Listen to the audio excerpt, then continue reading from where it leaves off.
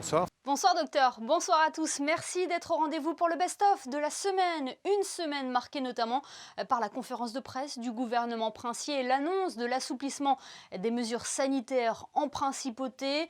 Nous avons aussi fait le point sur la situation avec le directeur du CHPG, Benoît de Sévelinges. Écologie, culture, économie ont également été au cœur de nos JT. Nous avons aussi parlé sport avec la qualification de la Roca Team pour l'Euroleague et nous avons reçu Kevin Crovetto qui tentera de décrocher une qualification pour les Jeux Olympiques de Tokyo au championnat d'Europe de gymnastique. Bref, sans plus attendre, voici le best-of de la semaine préparé par Sébastien Mésadry. Parce que nous sommes dans une guerre qui est une guerre qui dure depuis 1 an. Nous ne savons pas encore combien de temps elle va encore durer. Et donc, il ne s'agit pas de faire du triomphalisme, mais il s'agit bien sûr de constater qu'un certain nombre d'évolutions favorables se sont faites et que nous devons en tirer les conséquences. Les mesures que nous allons vous présenter ont fait l'objet, comme d'habitude, d'une large concertation. Et je peux même vous dire qu'elles ont été réfléchies avec le Conseil national et que sur les mesures que nous allons vous exposer, il y a eu une entente tout à fait parfaite avec le Conseil national. Nous avons hier soir vacciné en première injection 12 077 patients, plus de 12 000 patients, ce qui correspond à 32% environ de notre population, plus d'un tiers. Nous avons franchi le cap du tiers, dont 10 700 personnes ont reçu un rappel. Alors, je voudrais en dire un mot parce que, en principauté, nous l'avions souligné auprès de vous, nous sommes extrêmement attentifs à suivre scrupuleusement les préconisations des laboratoires fabricants des vaccins. Là, c'est du Pfizer. Et la firme Pfizer a indiqué qu'elle recommandait qu'un rappel soit fait 3 semaines après la première injection. Chez nous, 3 semaines après la première injection, le rappel est effectué. En réalité, nous sécurisons la dose de rappel chaque fois que nous faisons la primo-injection auprès d'une personne concernée. Chez les 75 ans et plus, on est presque à 80%. On est à 78,2% de vaccinés. 78,2%. Et nous avons encore quelques demandes. Pas nombreuses, évidemment, puisque le groupe est ouvert depuis plus de 3 mois, mais quelques demandes. Chez les 65-74 ans, nous avons 61% de vaccinés. Donc on voit qu'on est largement au-dessus de ce qu'on nous avait prédit. Et chez les 55-65 ans, le groupe est en cours, donc il n'est pas terminé, nous avons déjà presque 48% de vaccinés. Instruction du souverain, le ministre d'État et moi-même avons signé une correspondance adressée à un nouveau groupe d'âge que nous ouvrons, donc le groupe des 45-54 ans, qui va recevoir une correspondance sans doute demain ou après-demain, invitant les personnes qui le souhaiteraient à se manifester auprès de nous, alors de façon classique, en téléphonant à notre centre d'appel, dont le numéro est bien connu, ou en remplissant un petit formulaire sur Internet. Et ces personnes qui souhaitent se faire vacciner seront ensuite rappelées par le Centre national de la vaccination pour leur fixer un rendez-vous. Le vaccin est toujours du Pfizer. C'est du Pfizer. Les dispositions que je vais vous indiquer sont valables donc pour 15 jours, à compter de lundi 19 avril, et donc jusqu'au lundi 3 mai. Alors, ces dispositions sont les suivantes. La première, c'est que nous reculons à nouveau l'heure du couvre-feu, qui va passer de 20h à 21h. Les restaurants, donc, seront à nouveau, à partir de lundi, réouverts le soir, dans les mêmes conditions que celles que nous avons déjà connues, c'est-à-dire qu'ils seront ouverts par dérogation au couvre-feu jusqu'à 21h30, 21h45, de façon à ce que les personnes qui sont allées au restaurant puissent être chez elles au plus tard à 22h. Dernière chose aussi à indiquer, qui est quelque chose qui a été à plusieurs reprises réclamé par la communauté éducative et notamment par les enseignants, les parents, le sport scolaire pourra reprendre en extérieur à compter du 26 avril, c'est-à-dire au moment de la rentrée. Alors ce qui a été décidé, c'est tout d'abord une organisation du Grand Prix historique qui en fait comportera une journée à huis clos, celle des essais du vendredi 23 avril, Et 2 journées du samedi 24 et du dimanche 25 avril ouverts au public, un public limité aux résidents, aux salariés et aux personnes résidant dans les hôtels de la Principauté. Donc une manifestation dédiée à un public local pour limiter les déplacements, bien évidemment, venant de l'extérieur de la Principauté, mais tenant compte également du confinement et des éléments de couvre-feu qui ont été décidés par la France, réduisant bien évidemment les possibilités de déplacement vers la Principauté de la part des personnes résidant sur le territoire français.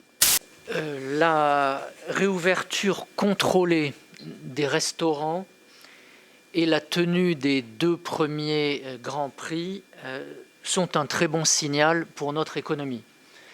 Certains secteurs, je pense notamment à l'activité touristique, au secteur de la restauration, ont beaucoup souffert ces derniers mois et les mesures qui viennent d'être annoncées, qui accompagnent cette reprise, doivent aller bien évidemment dans le sens souhaité.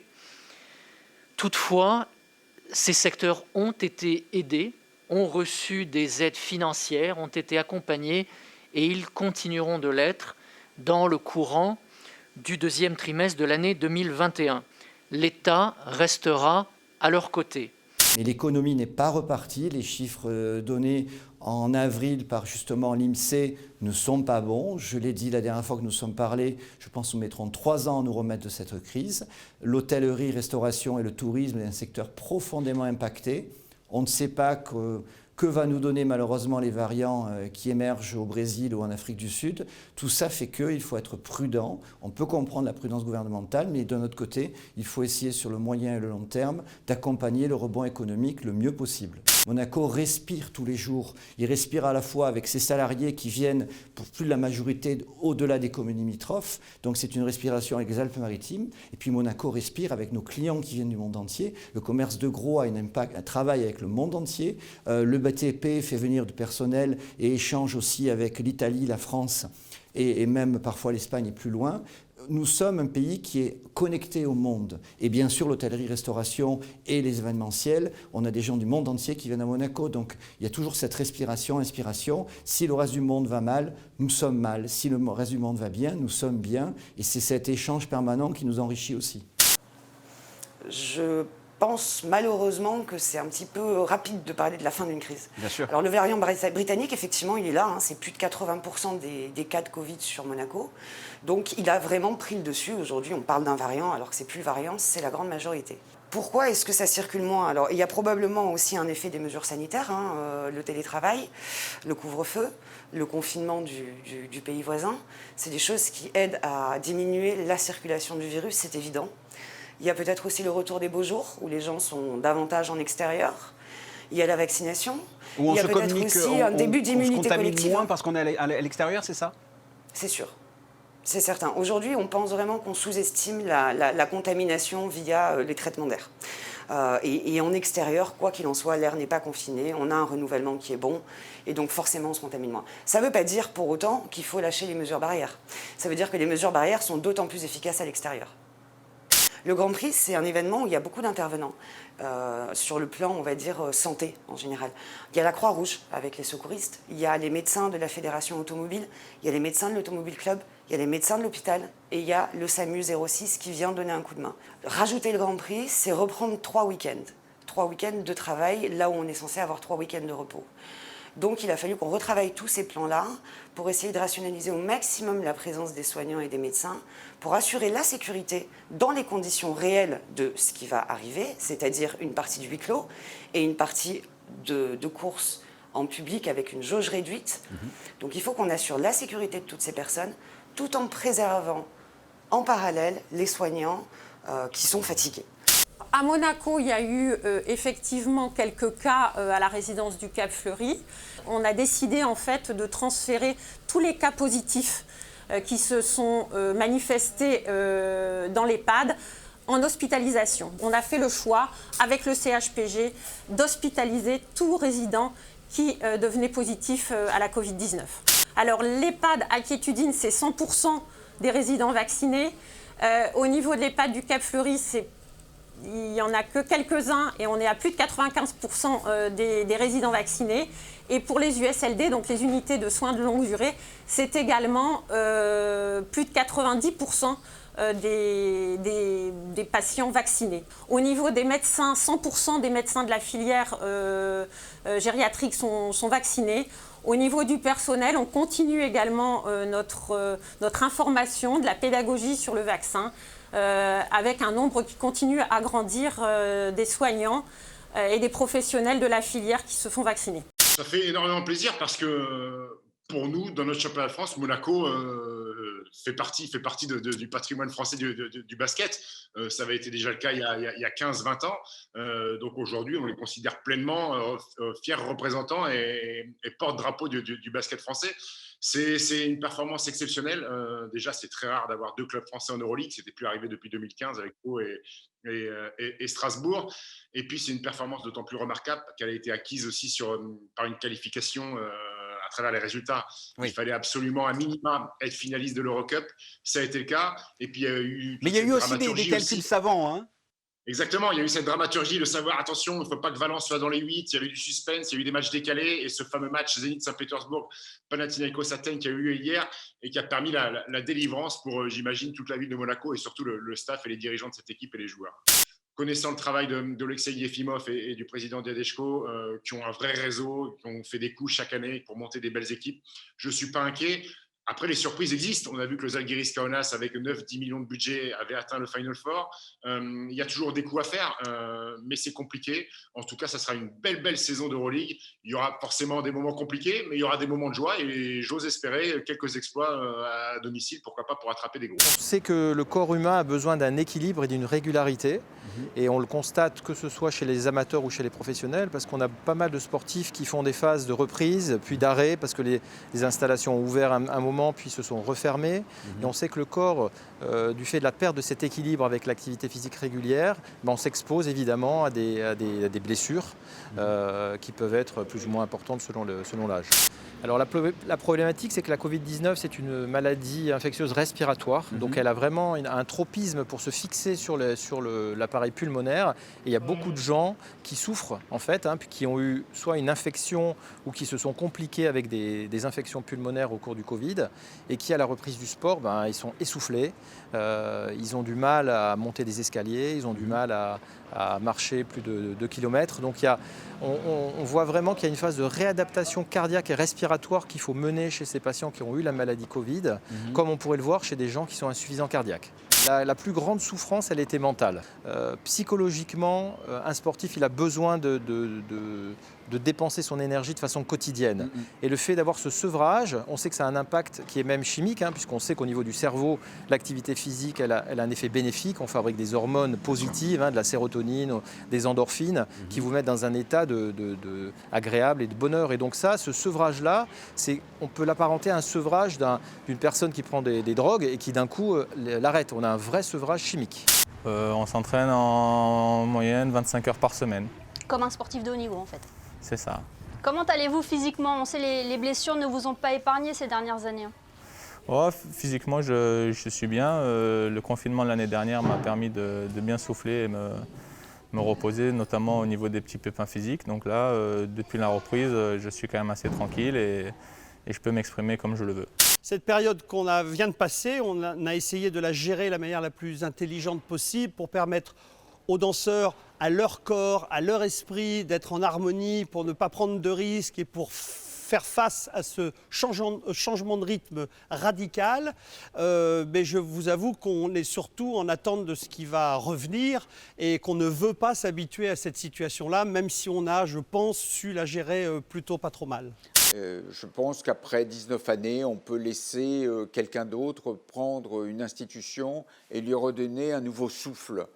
Parce que, vous savez, il faut faire très attention avec les institutions. On peut vite s'endormir, se répéter, et ce n'est pas mon style. Ouais, donc là, j'ai senti que, non pas que je me fatiguais, pas du tout, mais j'ai senti que c'était le moment peut-être d'arrêter. On le fait dans un contexte où il y a un besoin, un désir de plus en plus grand du consommateur, de la population, de passer à autre chose en termes de mobilité, d'avoir une mobilité plus respectueuse de l'environnement. On l'a vu avec des chiffres qui ont été des chiffres records en termes d'enregistrement ou d'immatriculation de nouveaux véhicules. Vous avez ces chiffres, vous pouvez nous donner quelques chiffres justement? Mais écoutez, à Monaco, on a dépassé les 7% du parc en véhicules électriques ou hybrides rechargeables. On est à peu près certain qu'on dépassera les 8% avant la fin de l'année. Et donc l'objectif, c'est vraisemblablement, d'ici à fin 2022, d'avoir dépassé les 10%. Je suis extrêmement honoré, enthousiaste. C'est un très beau projet, soit pour moi, mais aussi pour les projets futurs de la Fondation Prince-Pierre liés au prix d'art contemporain.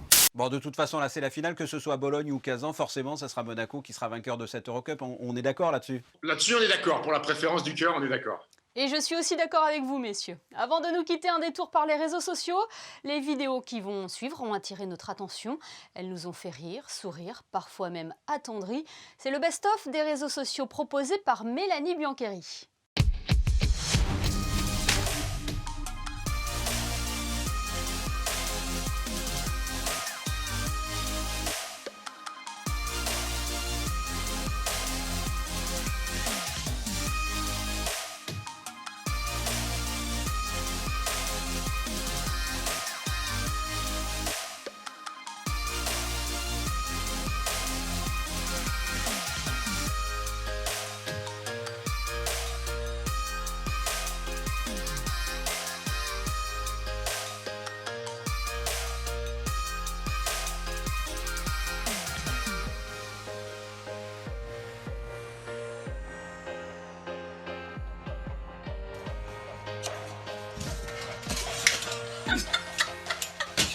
Le best-of est à présent terminé. Merci de nous avoir suivis. Rendez-vous demain pour un nouveau JT, de nouveaux invités pour que vous soyez les premiers informés.